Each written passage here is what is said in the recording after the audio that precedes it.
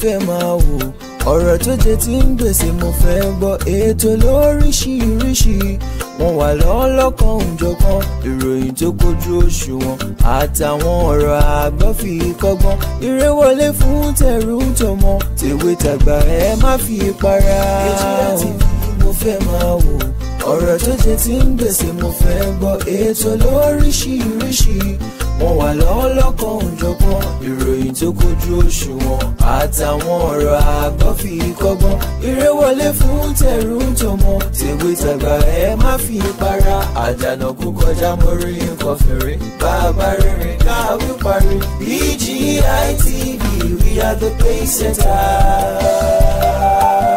Bàbá gbàgede ìmọ̀ tẹlifíṣọ̀n station tí dòde.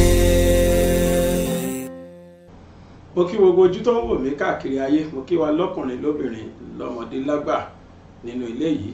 Ẹ káàárọ̀, ẹ káàsán, ẹ kúrọ̀lẹ́, ẹ káalẹ́. Ẹ kú déédé àsìkò tá a bá ti wà ẹ̀yin sáfìsì. Àárọ̀ lẹ wà ní, ọ̀sán ní, àbálẹ́, ìgbàkígbà tẹ́ ń wò mí. Ẹ bá mi fi déédé àsìkò yẹn sí kún kí yín sásìkò náà. Ẹ kú lé báyìí. Òun náà ni wọ́n kó nílé. Ẹ káàbọ̀ ni wọ́n kérú ọ̀nà. Wọ́n ló nílé àlejò tí ò kí ni kú ilé. Irú ẹni bẹ́ẹ̀ pàdánù ẹ káàbọ̀ ni. Ẹ kú ilé nínú ilé yìí o. Ẹ sì káàbọ̀ sórí ètò ọ̀rọ̀ tó ń lọ láti ìkànnì BGI TV bàbá gbàgede ìmọ̀ tẹlifíṣàn. À ń jẹ́ gbàgede ìmọ̀ with Aláwìyé Adébáyọ̀ lórí Facebook. À ń jẹ́ gbàgede ìmọ̀ _22 lórí YouTube, lórí Instagram. Bákan náà ni pé à ń jẹ́ bàbá gbàgede ìmọ̀ lórí TikTok. Ẹ wá rí YouTube bàbá gbàgede ìmọ̀ TV òun náà là ń jẹ́ lórí YouTube. Ẹ wá kan fìdílé tàbí kẹ́ fìdílé nǹkan kẹjá jọ rìnrìn àjò náà ní pápápá. Ohun tó ń ṣẹlẹ̀ lọ́wọ́lọ́wọ́ yìí ní Nàìjíríà àti sáwọn ọmọ Yorùbá particularly ó náà la ní ká tó jọ gbéyẹ̀wò, ká tó jọ fikùn lukùn, ká tó wá gbọ́n tó ń ṣẹlẹ̀. Ohun tí mo kọ́kọ́ fẹ́ fi bẹ̀rẹ̀ lénìí ni pé Barrister ní ọmọ Nàìjíríà, olóṣèlú Nàìjíríà, níbo là ń lọ ooo, níbo là ń lọ gan ní Nàìjíríà kò yé mi. Ọmọ Yorùbá níbo là ń lọ kò yé mi. Kí ni tó ṣẹlẹ̀ fún Fúlàní láti sọ̀rọ̀ ẹ̀dọ̀ Ọlọ́run lé wa lórí tó báyìí? Kí ló dé, kí ló kúkú dé, kí ló ṣẹlẹ̀ gan? Gọ́fúnà Ṣèyí Mákindé ń jẹ́ wàwí àná wípé àwọn Fúlàní wọ́n ti múlé sí Ìbàdàn bíbá, wípé wọ́n ti fi ìlú Ìbàdàn ṣe bùgbé. Bẹ́ẹ̀ bá tí mọ̀, I am using this channel to inform you, sir, Your Excellency. Àwọn Fúlàní ti wà ní Ìbàdàn. Kódà main road ò ní wọ́n lọ wà níbi àwọn express. Kódà wọ́n tún kọ́lé síbẹ̀ pàápàá. Kí ni wọ́n wá ṣe? Kí ni tó dé? Ṣé Yorùbá dáràn ni? Ṣé ó ní nǹkan kan tá a gbà lọ́wọ́ Fúlàní ni? Ṣé ajẹ̀ran wọn lógún kan ni? Ṣé nǹkan kan jọ dà wá àti Fúlàní pọ̀, àwa Yorùbá àti Fúlàní? Ṣé kíní kan jọ dà wá pọ̀ tí Yorùbá ò fún wọn ni? Àbí kí ni tó ṣẹlẹ̀ gan-an? Lawlessness òun ló ń ṣẹlẹ̀ ní Nàìjíríà tá à ń wò yìí. Ìjọba ò witch láti conquer àwọn Fúlàní, both state, local and federal. Kò sẹ́ni èmi ò tí ì rí seriousness kan lára wọn pé wọ́n ready láti conquer àwọn Fúlàní. I have not seen any serious movement. Instead, àwọn Fúlàní túbọ̀ ń gbàgbára sí, wọ́n gbàgbára sí every day ni. Ọmọ tí mò ń tọrọ owó fún ohun tó ṣẹlẹ̀ sí, òun la gbọ́ yẹn tí Fúlàní ṣe. Àṣé tips of the iceberg tí ẹni tí ọmọ yẹn, àṣírí àzá lásán ó ní tọmọ yẹn. Àṣé wọ́n ti ẹ̀tún ti wá advance gan-an táwa ò mọ̀. Tẹ́lẹ̀tẹ́lẹ̀ system wọn ni pé if they tell you you're going to pay so amount as ransom fọ́mọ táwọn gbé, tẹ́ bá ti lè meet up condition wọn, as soon as tẹ́ bá ti gbé nǹkan yẹn débẹ̀, wọ́n á release ẹ̀yàn yín yẹn fún yín, wọ́n á dẹ̀ release ẹ̀yin gan fúnra yín ẹ̀ délé láyọ̀. Ìgbà míì kẹ̀rí wọ́n á ti pa ẹni yẹn sílẹ̀. wọ́n á dẹ̀ tún gba ransom. Ìgbà míì wọ́n á pa ẹni yẹn, wọ́n á pa àwọn tí wọ́n gbé ransom yẹn lọ. System tó ń lò tẹ́lẹ̀ nìyẹn. Wọ́n kì í lo system wípé kí wọ́n sọ pé ẹgbẹ́ yẹn báyìí wá, ẹgbẹ́ nǹkan báyìí wá, kí wọ́n wá lọ fi tọ́nà tán, kí wọ́n wá tún wá sọ pé méjì làwọn máa release inú mẹ́ta, àbẹ́yọkan làwọn máa release inú mẹ́ta. Wọn kì í ṣe bẹ́ẹ̀ tẹ́lẹ̀. Nísìn new system tó tún lò sí nìyẹn. Ẹ wo àwọn ọmọ 287 tí wọ́n kó ní Kaduna, àwọn ọmọ school. Aburú kan ṣẹlẹ̀ níbẹ̀, but kí n tó lọ tí wọ́n yẹn, ẹ jẹ́ kí n parí tàwa lẹ̀ Yorùbá náà. Mo ní fídíò kan bí máa yẹn dìdí lọ kámẹ́rà gbogbo ibi tí wọ́n lọ tẹ̀dó sí ni nílùú Ìbàdàn. Àwọn new buildings tẹ́ ń wò yìí, àwọn ilé tí Fúlàní kọ́ nìyẹn o. Sí main road nìbàdàn, ó sọ bí tóun wà nìbàdàn, ẹni tó record fídíò yìí. Fúlàní ló ní àwọn edifice tẹ́ ń wò yìí, Fúlàní ló kọ́, tí wọ́n fi bẹ̀ ṣe lé, ti màálù wọn. How safe is people that are living in Oyo State? Báwo náà ṣe safe sí? Mo wá fẹ́ kí gọ́fúnà wa pé wọ́n ṣe gan, wọ́n kù fọmọnìyàn ṣe. Wọ́n take a very giant stride kan ní bí ẹnujọ́ mẹ́ta àti tó bí bóyá last year or last 2 years if I could remember. Wọ́n fi ààrẹ Gani Adams, Ààrẹ Ọ̀nà Kakanfò, wọ́n fi jẹ commandant general lórí Àmọ̀tẹ́kùn. Ohun tá dẹ̀ máa rí ni pé commandant general yẹn, ó kàn rán kí commandant general dẹ̀ take step kan bẹ̀rẹ̀ sí ní ṣiṣẹ́ wọn. Níjọ́ tí wọ́n lọ fẹ́ yàwó, entourage ni commandant general tó tẹ̀léra wọn, bí ẹni pé president ló fẹ́ lọ fẹ́ yàwó. Níṣẹ́ làwọn Àmọ̀tẹ́kùn ni wọ́n tó arcade of motor tẹ̀lé commandant general tí í ṣe Ààrẹ Ọ̀nà Kakanfò.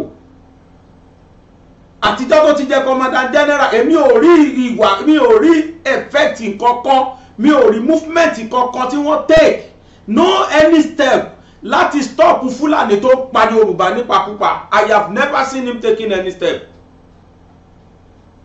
Àwọn free o, he can walk to anywhere in Nigeria. Igboho free, but look at what Igboho is still doing. Ẹ wo nǹkan tí Gani ṣe. Ẹ sà, commandant general tẹ́ fi Ààrẹ Ọ̀nà Kakanfò jẹ, ṣé ẹni kó máa fi kú entourage kiri ni sà? Ìṣẹ̀lẹ̀ ní kámọ̀tẹ́kùn máa fi jọ káàkiri, ṣóhun lẹ ní kámọ̀tẹ́kùn ṣọ́ ni àbíran Yorùbá? Fúlàní tí wọ́n ti gbọ́lẹ̀ gan o, wọ́n ti di nǹkan gan sí Nàìjíríà báyìí. Ẹ̀yin lọ́balọ́ba ẹ tètè yá gbọ́, ọ̀rọ̀ àsìkò tẹ́ sùn kọ́ leléyìí o, kì í ṣàsìkò oorun leléyìí. Kò ń ṣe ṣeré mọ́ o. We must wake up from our slumber now. Ohun tá a bá fẹ́ ṣe ni ká sọ. Ohun tó ṣẹlẹ̀ ní Kaduna, ó jẹ́ nǹkan tẹ́mi fi wá mọ̀ pé kò sí ọ̀rọ̀ mọ́, Fúlàní ti conquer Nàìjíríà ṣe o. Kì í ṣọ̀rọ̀ Yorùbá nìkan. The whole Nigeria ní Fúlàní ti conquer. Wọ́n ti ń dúró pẹ̀lú àwọn military wa, wọ́n ti jọ ń yìnbọn. Kódà military confirm pé ìbọn ọwọ́ wọn ju tàwọn lọ. Kí ló wá tún kù? Ẹ jẹ́ ń dẹ́rìn kan pa yín. Ọ̀dọ̀ ọ̀nà news yẹn ti kárí kì í ṣe news mọ́. Ṣódà níbi tó lọ́ba tó níjòyè. Ta ní House of Reps member, ta ní National Assembly, ta ní Senator, ta ní President. Tí gbogbo wọn function Nigeria, tí the whole service chiefs tí wọ́n function Nigeria, including Inspector General of Police tó jọmọ tí wá ń bí, tí gbogbo wọn function.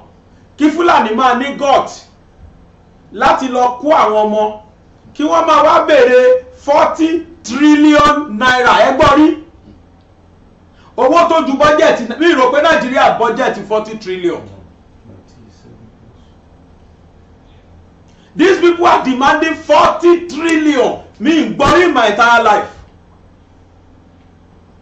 Ó ju IGR Nàìjíríà ọdún mẹ́ta lọ táwọn nìkan ń béèrè, mélòó wá ní gbogbo wọn o? I am too sure wọn 100. So are you telling me that these Fulanis are more than our Nigerian militaries? Are we saying that our Fulani, Nigerian military cannot conquer them?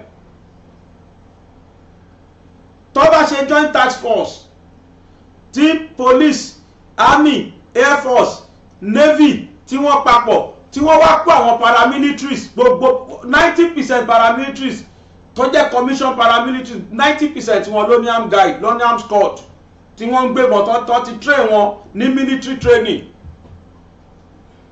Nígbà tẹ́mi wà ní prison, wọ́n pè bìkan ní Goza ní Maiduguri, ibẹ̀ náà ti lọ train gbogbo ẹni tó bá ń gbé bọ́nu wa.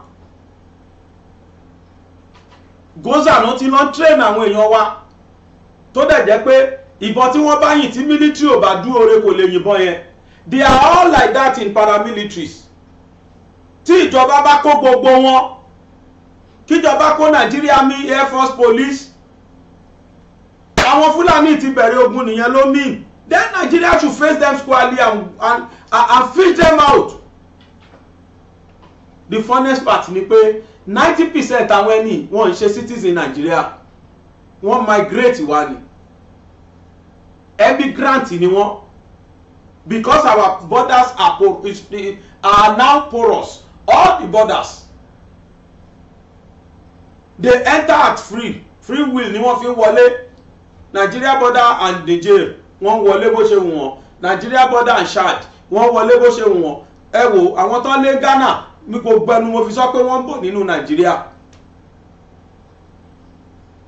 Wọ́n ti wá sọ Nigeria di cash cow, wọ́n ti sọ di ilẹ̀ tó lọ́ràá táwọn cash out for bandits, for herdsmen to have got and be demanding 40 trillion naira. Not even me, not even B, trillion. Nílùú tó lọ́ba tó níjòyè. Ìyẹn ni kọ́kọ́ o, wọ́n ní kí wọ́n lọ produce 11HILUX. HILUX kọ̀ọ̀kan lọ́wọ́lọ́wọ́ bí Nàìjíríà ṣe sọ yìí, ṣó lè less than 40 to 50 million. Okay, ẹ jẹ́ ká ní 20 million ní HILUX kọ̀ọ̀kan times 11 ó jẹ́ èlò. Then irú ọ̀kadà tán ní káràwà fáwọn yẹn, wọ́n tún wá béèrè rẹpẹtẹ bẹ́ẹ̀ kí Nàìjíríà tó lọ ká àwọn tí wọ́n fẹ́ gba àwọn ọmọ yẹn lẹ́ẹ̀kan tó lọ rà wá. Ẹ tún wá jẹ́ kí n já yín sí kan. Family kan wà nínú àwọn ọmọ tí wọ́n kó yẹn tó jẹ́ pé ìyá wọn teacher ní school yẹn, àwọn ọmọ ẹ̀ méjì ń lọ school yẹn, wọ́n dẹ̀ kó ìyá àtọmọ méjì mọ́ àwọn 280 tán kó yẹn. Ńgbà tọkọ rí bẹ́ẹ̀, ọkọ béèrè kí ni nǹkan tẹ́ fẹ́ individually lọ́wọ́ tèmi, ẹ gbàgbé general, but individual ẹbí mi mẹ́ta ló wà lọ́dọ̀ yín, kí lẹ fẹ́? Wọ́n sọ ń tán fẹ́ fọ́kọ. Ọkọ kó gbogbo ẹ̀ ó kó lọ bá wọn nínú den wọn tí wọ́n wà. Ó fojú ríyàwó àtàwọn ọmọ ẹ̀, ó identify wọn, ẹni tí mo wá san, àwọn tí mo wá san ransom wọn rè. Ṣé ọmọ tí Fúlàní ṣe? Wọ́n gba owó yẹn, wọ́n mú bàbá sílẹ̀. Wọ́n ní bàbá náà ti di ẹni táwọn gbé, is now a captor. Bí captive dẹ̀ lẹ́ ń pè ní, is now a captive. Lọ́ndà àwọn ìyàwó bá bẹ̀rẹ̀ sí ní bẹ̀ wọ́n pé àwọn ọmọ mi méjèèjì ẹ release wọn pẹ̀lú mi, ká tó lọ káwa náà tó lọ wá owó tá a máa fi béèlì bàbá wa wá. Wọ́n láwọn ò gbà. Ẹ jẹ́ tiẹ̀ kí n tiẹ̀ bàbá bá wa sọ̀rọ̀, at least ọkọ mi ni. Wọ́n lu ìyàwó yẹn tó kọ́mà. Nígbà tó tají wọ́n ní kó mọ́mọ́ kan ṣo péré kó máa mú lọ, kó lọ struggle lórí àti wá gbọ́kọ ẹ̀. Máa fi fídíò yẹn hàn yín, because ìyàwó náà wá sọ̀rọ̀ tẹkùntẹkùn lóbìnrin yẹn fi ń sunkún. What kind of life is this? Irú country wo la wà yìí? Kí ni tó ń ṣẹlẹ̀ gan? Kí ló dé? Kí ni tí ká ṣe? And the funniest part is, gbogbo ilẹ̀ Yorùbá kì í ṣe pé àláwọn tó lè gbèjà wa. What are they doing?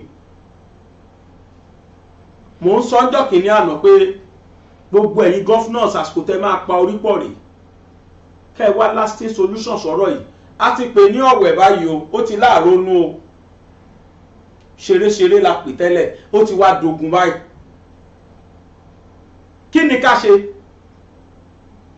kí ló fẹ́ ṣẹlẹ̀ Nàìjíríà Fúlàní wọ́n upgrade lójoojúmọ́ ni wọ́n upgrade wọ́n ti wá upgrade the peak of their career now it's a chosen career fún wọn business ni wọ́n ti upgrade débẹ̀ báyìí because wọ́n ti ṣọ́ Nàìjíríà lọ́tún lósì níwájú lẹ́yìn they look at right left and center they discover that this country is not willing to cut their nails to cut their wings so they are now spreading the wings to the extent that it covers every eclipse it forms eclipse to cover the sun that's supposed to spread on Nigerians now wọ́n ti nà ìyẹ́ wọn wọ́n ti spread the tentacles wọn ìyẹ́ wọn ti bo ògo Nàìjíríà mọ́lẹ̀ ìyẹ́ wọn ti bo oòrùn tó yẹ oòrùn àlàáfíà tó yẹ kó tàn sí Nàìjíríà ìyẹ́ wọn ti bo.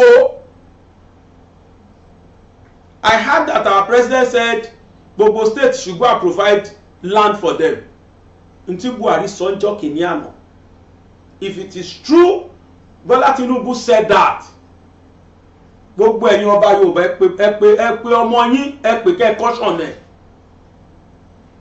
ohun aburú ni o kí wọ́n máa pa Yorùbá láṣẹ kó tulẹ̀ fún Fúlàní láti gbé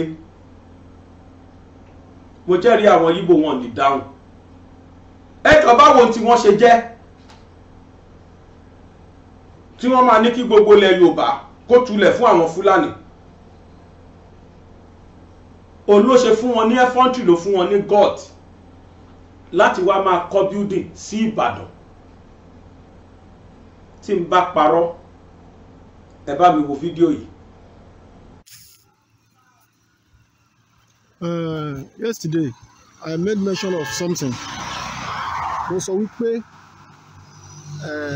ní gbogbo ilẹ̀ Yorùbá èsì kan tí àwọn Fúlàní yẹn ń ṣe é sí nílé iṣẹ́ tí gbogbo ojú ọ̀nà gbogbo express iṣẹ́ tí nìkan tó ń ṣe ẹnu lè bẹ̀rẹ̀ ẹ̀bọ́n yẹn concrete ẹ̀ náà wọ́n ṣe ń ṣe é sí nìyẹn o ìyá ẹ̀bọ́n yẹn ṣàǹfààní yẹn lọ ẹ̀bọ́n ṣe lọ èmi ló tún bẹ̀rẹ̀ náà yẹn ṣe ti rí wọ́n ṣe lọ sí ọ̀nà pátá títí gbogbo ọ̀nà tó bá wò sàlẹ̀ náà náà ẹ rí wọ́n ṣe káàkiri yẹn náà ṣe mọ̀ pé a sọ wípé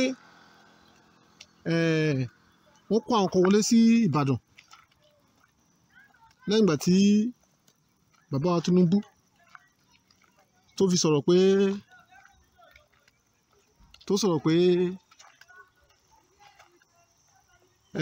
kó máa fún wọn nílẹ̀ Yorùbá fún àwọn x-men kó máa fi dáná ibi tí wọ́n kẹ́ran wọn sí tí wọ́n ní ìmọ̀lẹ́ sọ̀rọ̀ òjò kù lẹ́yìn ìkéde yẹn lè rí i pé àwọn oríṣiríṣi mọ́tò kan wọlé sílẹ̀ Ìbàdàn so èmi wá rí i pé recently àwọn kíní yẹn wọ́n ń pọ̀ sínsìn all rounder gbogbo everywhere láti pé wọ́n bẹ̀rẹ̀ sí build kíní yẹn ẹgbẹ́ ọ̀nà ojú ọ̀nà náà dẹ̀ build ẹ̀ sí ẹni ìlú tí wọ́n ti dé báyìí that's what they are doing wọ́n á lọ kóra wọn wá ibi tí mo fọ yín wọ̀nyí ò tí ì ṣe sábò tí wọ́n bá yẹ dé sábò wọ́n pọ̀ síbẹ̀ ní ìdí ayùnrẹ́ bíbá yìí o sí this is ìdí ayùnrẹ́ ní the road along Ìjẹ̀bú Òde sí Ìbàdàn ní crane tó pè ní Institute of Focal Research area bẹ́ẹ̀ náà tó máa tó wá ń péjọ síbẹ̀ yẹn ẹ̀tùmọ̀ iṣẹ́ ibi tó fẹ́ máa ṣe àwọn pípín yìí ní plan wọ́n ní plan á lè sọ fún wa ẹ mọ̀ pé gbogbo nǹkan ló lásìkò gbogbo nǹkan ló dẹ̀ ní ìgbà tí a bá tètè múra tá a bá lè fi àwọn pípín yìí lẹ̀ population wọn ó máa over power population ti wà o now nígbà tí mo sọ pé we have to act fast bóyá gbà àwọn mídíà wa ni kàn jáde bóyá lẹ́tà ni ká kọ all this evidence kí Tinubu mọ̀ pé this is the òun náà mọ̀ pé plan àwọn people lélẹ̀ particularly our governors tó wọn bá bá we have to go and we have to contact them one way or the other gbogbo ọ̀nà táwọn àlùkò lè contact wọn they have to tell these people coming and then eléyìí tá a bá ti ń gbámú nú wọn àwa la reduce number wọn tápẹ́ bí wọ́n ṣe mú wọn gbà yẹn tẹ́ mo rántí gbà kan nígbà tá a kéde olúwa àmọ́ àwọn tó mú gbà yẹn tápẹ́ gbogbo wọn yẹn ti fi nǹkan kan lára tó ti fi nǹkan kan lára pé wọ́n ti máa reduce ẹ mọ nǹkan tó mò ń sọ bóyá kó ti yé yín wọ́n ti máa reduce táwọn náà máa ti rí pé wọ́n padà wọ́n délé àárẹ̀ mú wọn ní tí nǹkan ṣe wọ́n ní they will stop coming to Yoruba land that is what we be doing we need to be telling all gbàtẹ́ pé àwọn gan ìjẹkújẹ àmọ́bí tọkàn wọn wà àmọ́bí tó dúró sí ìwọ ni wọ́n ta ìwọ làmọ̀ tẹ́gùn gbogbo àwọn tó jọmọ Yorùbá nǹkan àmọ́bí tó dúró lórí ẹsẹ̀ wọn tápẹ́ wọ́n dúró lórí ẹsẹ̀ wọn tápẹ́ wọ́n nífẹ̀ẹ́ lu wọn ni without telling them àwọn kan mọ nǹkan tó yẹ kán ṣe wọ́n yẹ kán mọ nǹkan tó ń ṣe so ẹni pé mo jáde sí junction báyìí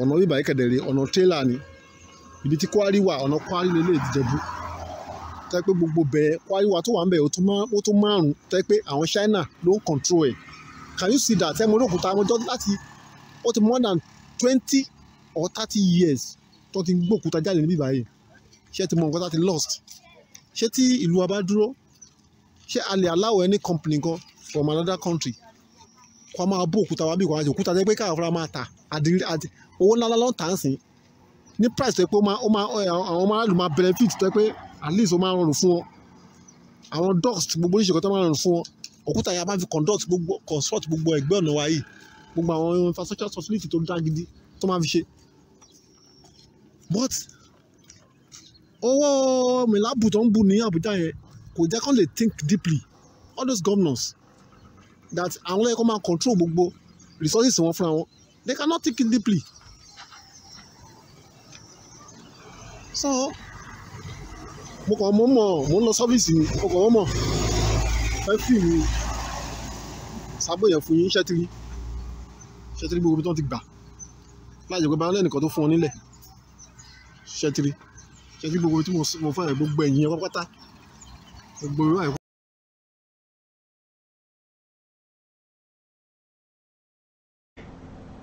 Fúlàní lẹ̀ ń wò yẹn ẹ wo gbogbo settlement wọn nìyẹn nílùú Ìbàdàn gọ́fúnà Ṣèyí Mákindé sà your excellency ẹ bá wa pé controller general bí kílẹ̀ lẹ́ẹ̀ fi jẹ tẹ́ẹ̀ fi Gani jẹ àbí ẹ sáfi jóye àwọn Àmọ̀tẹ́kùn ẹ kọ́kọ́ gbogbo àwọn Àmọ̀tẹ́kùn yẹn náà àbí Ọlọ́run ọ̀dà ẹlẹ́dàá wọ́n retí kí wọ́n ṣígun fáwọn kò nídìí ogun inú igbó la ní kí wọ́n lọ sọ́dọ̀ Fúlàní ṣẹ́ṣọ́kù ti bẹ̀rẹ̀ ní tán retí kan ṣígun fáwọn you don't need to wait for anybody go and secure our bush lásọ yìí all Fulanis are there àsìkò gba tá a máa ṣe irúkọ kan mi tá a máa ṣe gírígírí oh God ṣé ẹ̀gbọ́n aside from Oyo state government I want to ask Nigeria government now sir is it true you are willing to conquer these Fulanis because àwọn ẹni tí fẹ́ fúrọ̀ débi pé wọ́n demand fún 40 trillion wọ́n demand fún 11HILUX wọ́n demand fún 150 Boko Haram ọ̀kadà wọ́n máa ń pè ní Boko Haram me kickstarter náà pọ̀ ọ̀kadà yẹn bá mi ṣòro ọ̀kadà yẹn jọ they are asking for 150 márùn péré náà ní Kàwárà márùn yẹn cost 10 million 150 how many million lẹ́rù kó máa cost wọ́n béèrè 150 ìyẹn tún kéré wọ́n béèrè HILUX mọ́kànlá wọ́n wá béèrè Honda car tó ń jẹ́ Honda bóyá Honda Honda Civic ni o Honda Hala ni o tó sá ti jẹ́ Honda wọ́n béèrè 140 pieces brand new tear nylon tí ó ń ṣe tó kún bọ̀ Honda wọ́n á wá tó tẹ̀lé ra wọn báyìí wọ́n lọ kó fáwọn ọ̀gá wọn àbí kí ni ká pè ṣé Fúlàní ò ti kọ́ka Nàìjíríà ṣé wọ́n ìkọ́ka wá sí our military ready to conquer them what are they doing tí ń bá parọ́ mo lẹ́lẹ́rìí tí ń bá parọ́ fídíò kúkú wà fún. èmi fẹ́ràn kí n máa sọ̀rọ̀ tèmi kí n máa fi ẹ̀rí gbè lẹ́yìn torí ìjọ kan tí wọ́n máa bí ẹ pé mo lo ti rí information tó fi síta yìí. Excellency nígbà tá a ti ń gbọ́ tí Fúlàní ti bèrè irú yẹn Nàìjíríà kí ló wá kù? Definitely we are subservient to them. Definitely President Tinubu is no more the president. Fulani ni president nsìn. For Fulani to have that effrontery, to have that guts, láti máa bèrè such outrageous ransom lọ́wọ́ government. Àbí ta ló máa san? Ṣáwọn òbí àwọn ọmọ yẹn náà máa gbé 40 trillion lẹ̀. Even now, I don't think Nigeria even have 40 trillion. 40 trillion. Wọ́n dẹ̀ ní yẹn wọ́n gbé fún Fulani. Ẹ rí pé Fulani máa ra gbogbo Nigeria pa ni. We are not talking of 40 billion here. We are talking of 40 trillion. 11HILUX. 150 Okada. 140 undercar. Eléyìí gbogbo ló yẹ kíjọba fi bínú tó pé kí wọ́n sọ́mọ̀ gbogbo service chiefs. Chief of Army Staff, Chief of General Staff, Chief of Army Staff, Chief of Air Force, Chief of Naval, then Chief of General Staff, then Inspector General of Police. Kò sí security tó jù yẹn lọ. Kẹ́ wá fún wọn ní mandate pé I give you 1 month. Mo fẹ́ get fit out àwọn Fúlàní yẹn. Ẹ wo nǹkan tí ọ̀gá ọlọ́pàá yẹn sọ ní Ghana. Ṣèbẹ́ gbọ́ nǹkan tó sọ lánàá. Ó kọ́kọ́ bí àwọn trúùpù yẹn léèrè. Wọ́n fóun náà mandate ni. Kí president wá pé gbogbo àwọn service chiefs kó fún wọn ní mandate pé in every state ní Nàìjíríà mi ò fẹ́ gbọ́ kan tó ń jẹ́ Fúlàní mọ́. I don't want to hear herdsmen anymore. Fish them out, the unscrupulous people among them, fish them out, and I don't want to hear anything. If needs be, shoot at sight. Ẹgbọ́n kan tí máa yí sọ náà.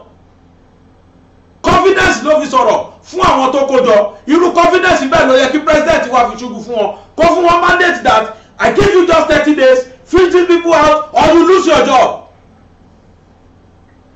Mi mẹ́ni máa gbọ́rú ẹ̀ tí ò ní ya wèrè sí gbòòrò. Ṣùgbọ́n boko ọ̀ràn yẹn mo gbọ́ pé ṣe ni wọ́n lọ yan àwọn tó fẹ́ mediate fún wọn.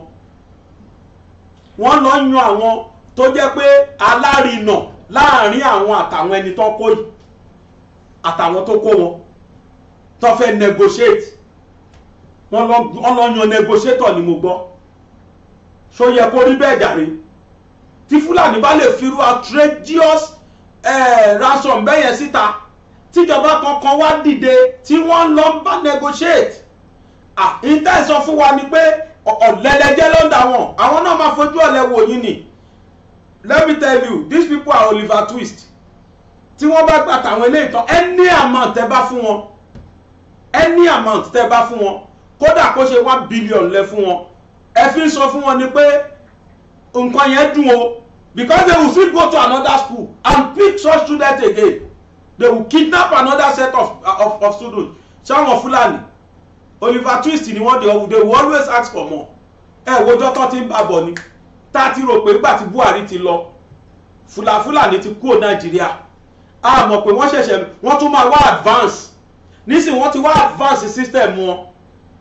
Wọ́n ti lọ upgrade ẹ̀. Ó ti kúrò ní gigabyte, ó ti di terabyte. Olódẹ̀kùn sí. Wọ́n ti wá wide range wọ́n sìn. They are now operating as if they are the owner of Nigeria.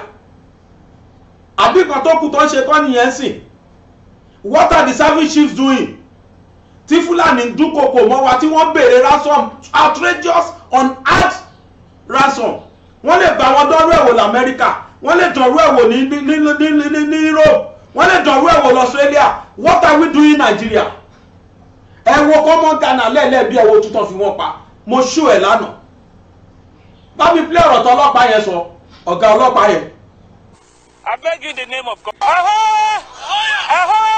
Led the charge did not mince words, urging his men to be ruthless. Are the Fulanis better than us? Can they shoot better than us? Can they do the military and police job more than us? No, sir. They say they are guerrilla tactics, they are guerrilla fighters, and they are going to ambush you and shoot you.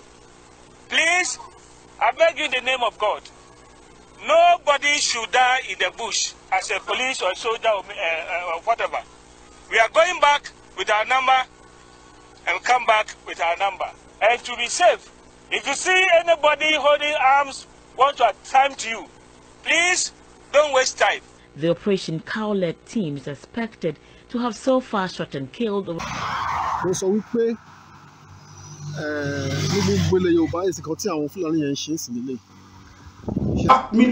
Military knowledge like us, one you know.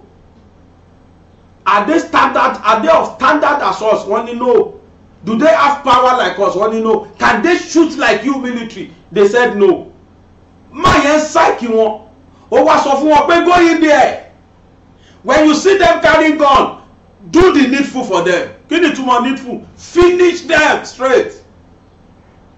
Irú lùbẹ́ wà ní kò ní lálàáfíà. Kò ní bí tí Fulani jẹyàn tó jẹyàn dé tó jẹ ó ti jẹyàn kan gbá kó tó do nírú ẹ̀ fún wọn. Ṣé ọwọ́ yẹn dẹ́wà máa negotiate pẹ̀lú wọn ni pẹ̀lú tó sọ yẹn àbí kí military tiwa náà jáde tán. Ẹjọ́ ṣé military Ghana lágbára ju tàwa Yorùbá lọ tàwa Nàìjíríà lọ ni. Kí ló dé táwọn military wa ò jáde tán fún wọn? Ẹ gbọ́dọ̀ sọ ransom, ẹ gbọ́dọ̀ sọ ransom, don't negotiate with them. Ìtò ṣẹlẹ̀ kí ló ń pè? For them to have the God, to have the effrontery, to be demanding for such outrageous ransom. Ẹ wá not negotiate. What are our military doing? Where are they? Where is the Mr. President? Where are the senators? Where are the National Assembly members? What are you people doing? Into ọ̀pọ̀lọpọ̀ wọn sì wọ́n campaign kiri sí ni. Àwọn senators they are busy padding budget. Although wọ́n ti deny wọn nírọ́ ni pé Abunigi ti nírọ́ lòun pa wọ́n pad the budget. Ìyẹn ló pọn everybody sí. Àfiná sórí òrùlé sùn. There is fire on the mountain and we are behaving as if we did not even see any fire. Although we have been seeing the smoke. Yorùbá sọ pé ọwọ́ gẹ́gẹ́ ní síwájú ijó èéfín ní síwájú iná àbẹ́ ẹ̀mọ̀ ni èéfín ní ọkọ̀ rú gbàmùlẹ̀ máa gbọ́ létà. That gunpowder we are sitting on is about to explode now. Fulani ti kọ́ kalẹ̀ Nàìjíríà ló mí nìyẹn. If you should give that kọ́bọ̀ lórí tí wọ́n ṣe yìí tí gọ́ọ̀mẹ̀ntì kankan bá fún wọn ní owó ní tó ṣe yìí ẹ gbàgbé ẹ̀ wọ́n ti kọ́ ka Nàìjíríà. Chibok girls ṣebí bá ṣe sọ́tọ́ fi para rẹ̀. Where are those children? Obìnrin ọmọ lọ léèwé bó la ọmọ ẹ wá wà. Ìmí ti kú dànù ìmí ti bímọ fún wọn. Lé ṣàríbù ń bọ́ lọ́mọ yẹn wà dé ni. Ó ti di ìyàwó wọn bẹ́ẹ̀. Is this not a failed country? Has this Nigeria never failed us? In terms of security, the country has failed every one of us. And it's high time. Òrùn tó ṣì wà lókè ṣì tàṣọ ságbẹ́. Government should do the needful now before it is too late. Before it is too late. Don't negotiate with these criminals. Ẹ pé àwọn service chiefs. Give them mandate. They must fish out all these killers. Tẹ́ bá ti negotiate pẹ̀lú wọn. Tẹ́ fún wọn billions. Tẹ́ dẹ̀ ra HILUX kan. Tẹ́ ra order fún wọn. Ẹ gbàgbé ẹ̀. Wọ́n máa kọ́ńkà náà. Wọ́n ti kọ́ńkà Nàìjíríà ni.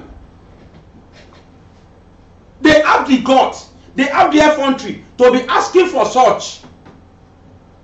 Àwọn tìrọ̀tìrọ̀ bí ni wọ́n ṣe fún tẹ́lẹ̀ individual parents. Nísìnyí wọ́n kú wá gbé síta gan. They've now spread their wings now. What else? Mo lè máa parọ́ bóyá tí mò ń sọ yẹn bóyá rọ́ ni. Màá fẹ́ kẹ́ fọkàn balẹ̀. Ká jọ wo fídíò gbogbo ẹ lè má ju bóyá 10 minutes lọ. Ẹ jọ̀ọ́ kẹ́nikẹ́ni má lọ. Gbogbo wa ló jẹ lógún. Ẹ jẹ́ ká jọ fojú ara wa wò ká gbọ́ information tó kún tí fídíò yìí kó sínú.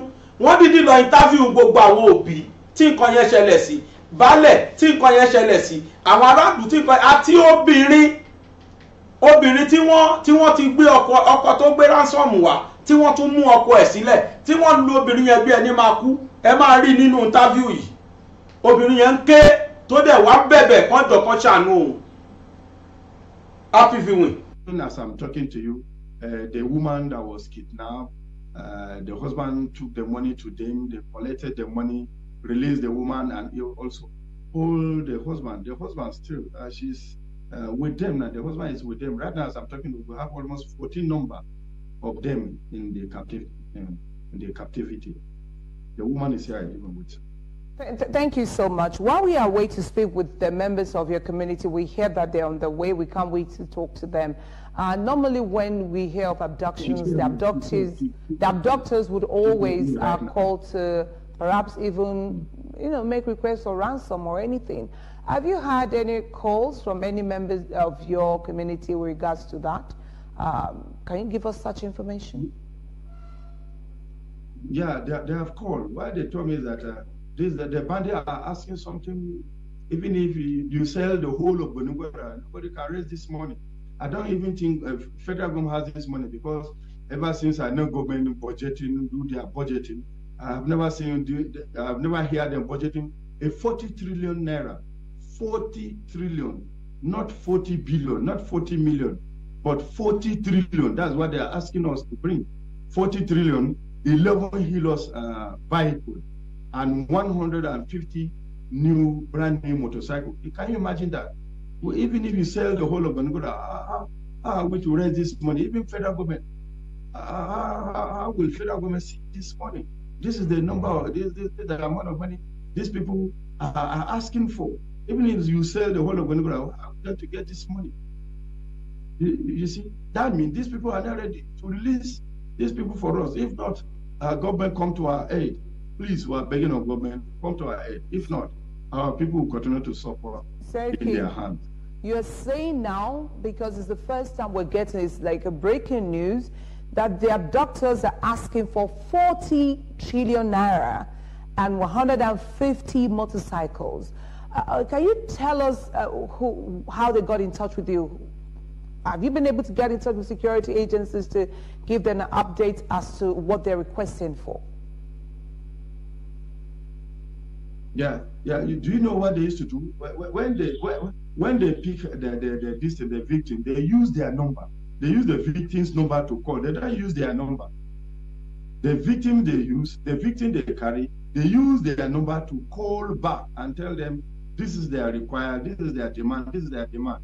So if you don't meet their demand, they will kill. Last time they even killed one. To set the example that if you don't bring money, they will finish the whole event. They kill one.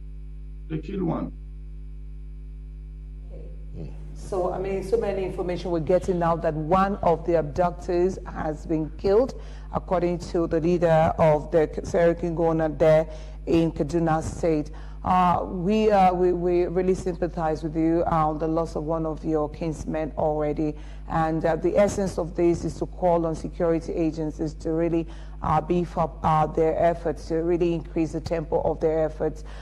We heard that you have a vigilante team that collaborates with the government security agencies, so to speak. What are they saying to you?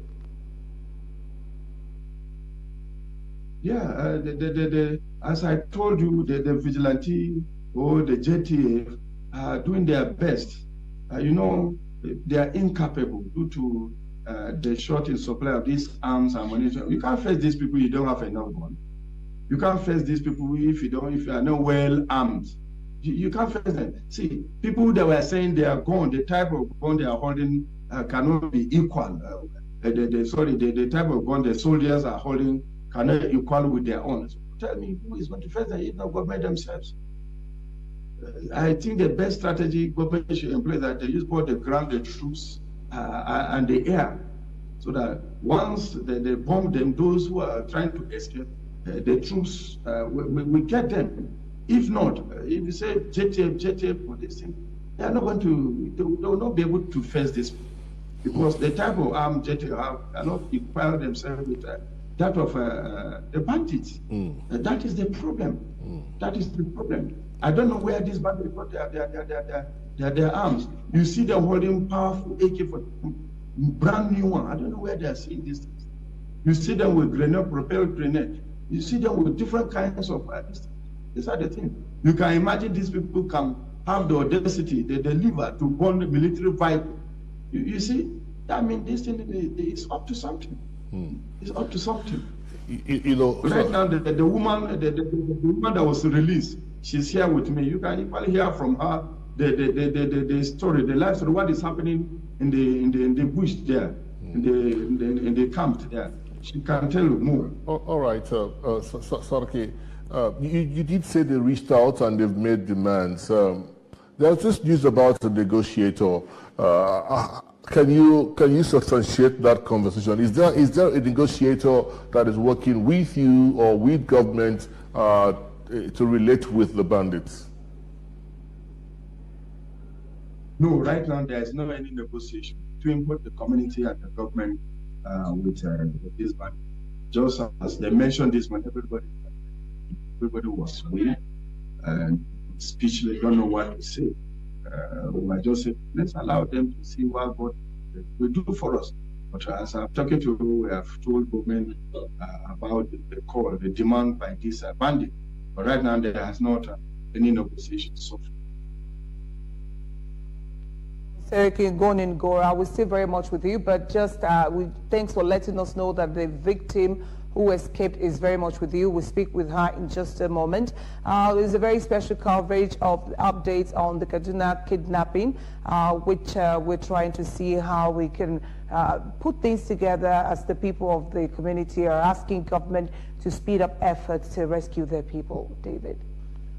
Well, really sad show. Yes, I haven't listened to the Saraki myself. I feel really pained that these people are asking for 40 trillion naira. They got kidnapped. When they broke into my house, they took me and my 2 children and took us. We trekked for 2 days to God knows where. They went and kept us there. Sometimes when they call us to call our loved ones for ransom, they will flog us, they will hit us with guns. They will bring us back, they will be threatening us, they will be hitting us, even feeding. Obìnrin tẹ́ ẹ fẹ́ gbọ́rọ̀ ẹ̀ yìí, òun ni wọ́n gbé òun àtọmọ méjì o. Tíṣà nínú skul yẹn, àwọn ọmọ ẹ̀ méjì náà dẹ̀ lọ skul yẹn. N tójú ẹ̀ rí ló fẹ́ máa narrate kẹ́ gbọ́ yìí o. Ẹ ti fetí ara yín gbọ́ gbogbo ransom tán béèrè. Ẹ sì tún máa gbọ́rọ̀ ọba wọn baálẹ̀ wọn lẹ gbọ́rọ̀ lẹ́nu ẹ̀ lákọ̀ọ́kọ́. Obìnrin tí wọ́n gbé n tó ṣẹlẹ̀ sọ́kọ àtọmọ ẹ̀ ó lẹ fẹ́ gbọ́ yìí. Lẹ́yìn yẹn ẹ gbọ́rọ̀ lẹ́nu Sẹ́ríkì tó wà ní gbogbo ìlú yẹn. Má bá mi play ẹ lọ. And took us, we trekked for 2 days to God knows where. They went and kept us there. Sometimes when they call us to call our loved ones for ransom, they will flog us, they will hit us with guns. They will bring us back, they will be threatening us, they will be hitting us, even feeding is something else. It was a terrible experience. Watching your children helpless, you cannot do anything. For the almost 1 month that we have been in that place, we have never taken our bait. They will not allow us to take our bait.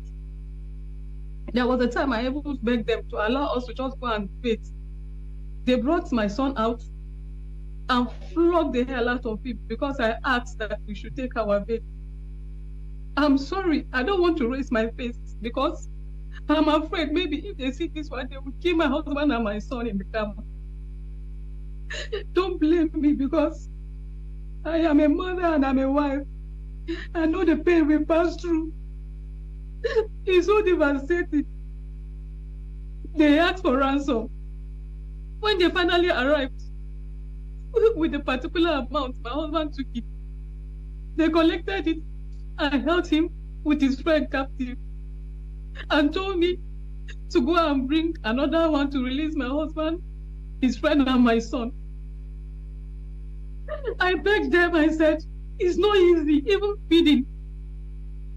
We are finding it very difficult to feed, not to talk of looking for this big amount of money that you want us to bring.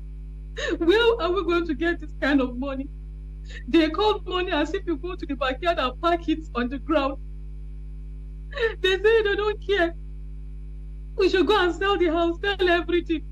I said, even if I sell the house, sell everything, I can never get that kind of money. I pleaded with them. But they did not want to hear. Even when I pleaded that they should, since I've been with my 2 children, they should allow all of us to go there, hold my husband. They gave me the flogging of my life and told me to carry only one and go. Please help us. I'm not the only one. We are so many there. We are so many there. Their forest is alive. If you can hear me at this point, if you can hear me at this point, are you one of the... When we are there, on 5 different occasions, you will hear the military are really, they are working, they are trying. They will come and they will be shooting. You will see that they will be running, they will carry all their victims. They're running inside the bush with us. They will be running deeper and deeper inside the forest, running away from the military. When everything comes down, much later in the evening, that is when they come back with us. My plea is that the military are trying, they are really giving it their best, but please, my advice is that if there is anything they can use to detect all these people so that the victims will not be affected when they are shooting and bombing, they should try and do it, and they should come silently. They should come silently. Even up to now, my legs are swollen. All our legs are injured because of the long trek and beating. All right. Please have mercy on us. We are innocent. We don't even know what is happening. We don't know what we did. Innocent people managing their lives are suffering. Innocent children that don't know anything are suffering in our own country. And once you are in the forest, you're right. Okay. Okay, madam. If you can hear me, before we let you go, your plea is going out to over 200 million people, as so many people around the world and our leaders are watching, I can assure you. I'd like for you to make 1 or 2 clarifications. You and your family members, were you part of those abducted last week, or this was a long time ago? I'd like for you to clarify on that. And second of all, you said that money had been offered to the abductors to release your children, you and your family, but you only, you were allowed to go with one of your children. Are you by any way in touch with the abductees? So 2 questions. Were you part of the people abducted last week? And if not, are you in touch with your previous abductors who are still in custody of your family members? No, they picked me. 4 days later, they came for the other ones. But that was not last Friday. It wasn't last week. It was a long time ago, right? Ours happened before the last week. Okay, that's the clarification. But the same location. So they brought the same people to where location. you are. The people abducted last week were brought to the same location that you are. Is that what you're saying? Pardon? The people abducted last week were brought to the same place that you are? They abducted last week. No, they bring them to the same place, but different camp. Oh, okay. They've been separated. Separated. All right. Thank you so much, madam. This plea is going out to the federal government. Of course, the government had come out to say that it is working assiduously to see to the release of the children. She says that one of her children has been released to her, not part of the last week abduction. However, she said that on her own, she's been able to offer the abductors some money, which they refused, they rejected. They asked her to go sell whatever she had to pay up for the remaining members of her family. Micah, I know you're still very much with us there, but we'll take a very short break to come back to that location. It's still the live coverage of the updates on Kaduna kidnapping, so bring it right for you on News Hub from Silverbird Television and Silverbird News 24. Do stay with us. will sleep all manner of things. And the men there, they are treated badly. We, the women and the children, at least we are a bit comfortable. They are tied to chains. They cannot move, they cannot move. Please help us. No matter what you can do. Even if the military want to help us, whoever wants to help us, they should go silently, not making noise, please. Please, sir. Please, I am the Honorable. As you have come here today, please try your best. We have our loved ones there. Members of most of the people that were living in Goningoda are under this tragic situation. We don't have anything to say. What they demand, they are calling for us. It's just even too much. It's not even something that we can even think about of doing. These people are calling a money that even federal government don't have it. Can you imagine 40 trillion? They are requiring 40 trillion. For the 13%. Yes, for the 13%, 40 trillion. I mean, our budget is not even up to that. 40 trillion. Is it 11HILUX car? Then 150. Is it Boko Haram? I don't know the name of that bikes. 140. Honda. Where do we Honda car? How do they get this money? People are living hand to mouth now. And you are asking them to bring this huge amount of money. Where do they get this money? In fact, government should come and help us. If not, these people will die in their hand. Please. In fact, if we have a military base by that side, they will be able to prevent this occurrence. This bandit will not be able to come if we have this military base in the outskirts of Goningoda. So we are calling on government to please, for now, we don't need anything. Ojú dẹ̀ tì mí, ojú tì mí pé mò ń gbé Nàìjíríà. Ṣó dáa tó ṣẹlẹ̀ tá à ń rí? Ṣé ẹgbọ́n tóbìnrin yẹn sọ? Ó ní wọ́n ti gbé àwọn before kan tó kó àwọn ọmọ yẹn dé. Ó ní àwọn sẹ́ẹ̀tì àwọn ọ̀tọ̀, sẹ́ẹ̀tì tí wọ́n ọ̀tọ̀, sẹ́ẹ̀tì àwọn 280 yẹn ọ̀tọ̀. Teacher àti student sẹ́ẹ̀tì tàn kọ́kọ́ kó ọ̀tọ̀, sẹ́ẹ̀tì míì tàn tún kó yẹ ọ̀tọ̀. Mo sọ pé tí wọ́n bá ṣe negotiate pẹ̀lú wọn, wọ́n ṣe máa lọ kó set by set nìyẹn until that kid don come. Ni mo sọ yẹn until Nigeria is ready to do the needful. And what is the needful? Call all the serving chiefs, give them mandate, Mr. President, just 1 month. Mi fẹ́ gbọ́rọ̀ tó jẹ́ Fulani herdsmen mọ́ ní Nigeria. Mi ò fẹ́ gbọ́ wàhálà Fulani mọ́. Otherwise, your refusal to stop it, I will sack every one of you. Ẹ̀yin ẹ fún wọn bẹ́ẹ̀ kẹ́ ẹ wo kí ló fẹ́ ṣẹlẹ̀. And Mark, you don't forget. Do you know why we are not winning this war? Because nígbà tí Buhari wà ń bẹ̀, àwọn kan sọ pé àwọn repentant Boko Haram, repentant herdsmen. Buhari recruited them into police and Nigeria army. Wọ́n wà nínú militaries wa.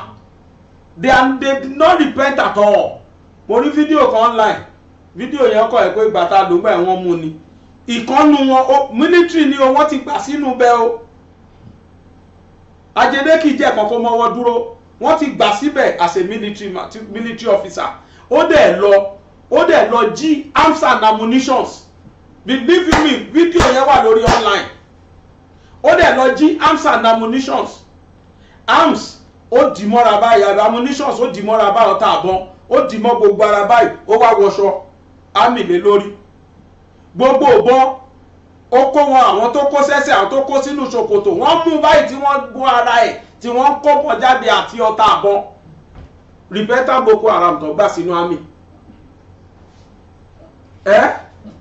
That is why we are not winning those guys. Kẹ́ tó sọ pé jókòó ṣe meeting lórí ọ̀rọ̀ wọn, àwọn èèyàn wọn tó wà láàrin yín tó fi ṣalamí, wọ́n ti fún wọn lọ́wọ́. Láyé Goodluck Jonathan, wọ́n ní wọ́n fẹ́ lọ pa àwọn Boko Haram kankan gbà yẹn. Tó bá ṣe meeting mọ́jú lẹ́nìí, kí lè ọ̀la tó mọ́ àwọn Boko Haram ti gbọ́. Àwọn wo ló fún wọn lọ́wọ́? Kì í ṣe àwọn ara wọn tó wà ní military ni. Let me tell you, ransom táwọn ẹni ń gbèrè yìí kì í ṣe àwọn nìkan náà ní o. Àwọn tó wà níjọba mọ̀ ń pa ẹ o. They are in National Assembly, they are in House of Reps, they are in Senate, they are even in presidency.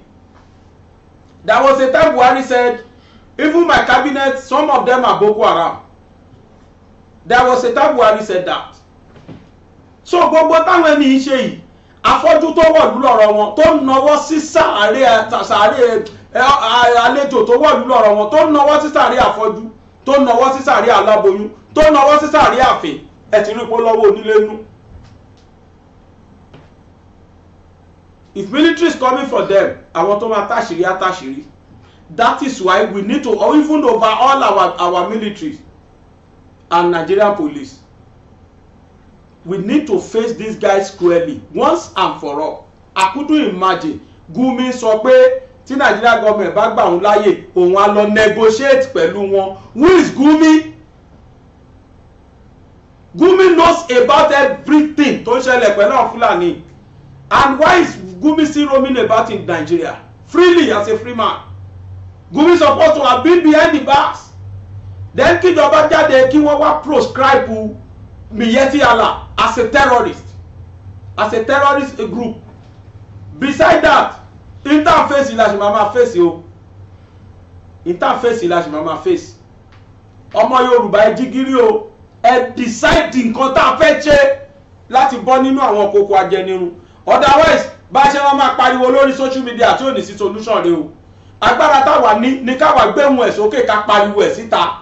Tíjọba ní kíjọba gbọ́ kó act sí. Etí ọba lé etí ọba lóko làwa jẹ́ o. Ọ̀nà tá lè gbàre láti fi pariwo síta fún ìjọba láti gbọ́. Ìjọba Yorùbá ní àbíjọba Nàìjíríà ẹ jẹ́ ká dìde ẹ dìde kẹ́ ṣe tó yẹ kẹ́ ṣe. Do the needful before it is too late. Military lèmi mọ̀ tí wọ́n plan the coup against the government. Fulani ló plan the coup against the government this time around. Ṣó ṣe gbọ́ sétí. Kí wọ́n ní kíjọba lọ máa mú kọ́ ní káwọn èèyàn lọ máa mú even owó tí Nàìjíríà ò rí bọ́jẹ́tì wà 40 trillion ẹ ti gbọ́rú ẹ̀rí láyé náà.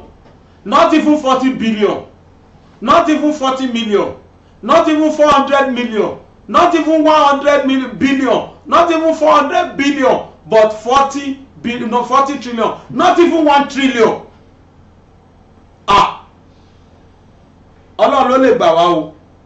But I know we can't continue like this. I know that we can never continue like this. And we can't have headways ní ọwọ́ tá fi mú ọ̀rọ̀ yìí. We are treating it with levity. But I weep for this country because èmi ò rí headway o. Mi ò rí headway pẹ̀lú nǹkan tí táwọn Fulani ṣe. Ẹ wo tún tí wọ́n pa ní Ghana, ẹ wo tún tí Ghana ń pa fún wọn padà. Why don't we take the bull by the horn in Nigeria so that a máa lè rí mú mi láyọ̀.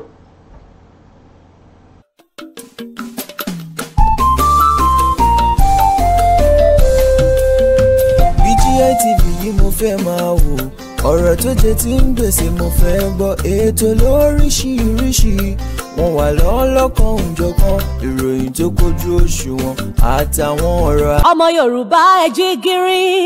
ẹ jẹ́ ká gba òmìnira tiwa. ọmọ Yorùbá ẹ jí gìrì. ẹ jẹ́ ká gba òmìnira tiwa. òmìnira ni Yorùbá fẹ́ o nílẹ̀ bàbá wa. òmìnira ni Yorùbá fẹ́ o nílẹ̀ bàbá wa. ọmọ aláṣọ ò gbọ́dọ̀ wá kìsà ọmọ ẹlẹ́ran ò gbọ́dọ̀ jẹ́gun. ọmọ Yorùbá ẹ jí gìrì. ẹ jẹ́ ká gba òmìnira tiwa. ọmọ Yorùbá ẹ jí gìrì. ẹ jẹ́ ká gba òmìnira tiwa. òmìnira ni Yorùbá fẹ́ o nílẹ̀ bàbá wa. òmìnira ni Yorùbá fẹ́ o nílẹ̀ bàbá wa. ọmọ aláṣọ ò gbọ́dọ̀ wá kìsà ọmọ ẹlẹ́ran ò gbọ́dọ̀ jẹ́gun. ẹ̀yin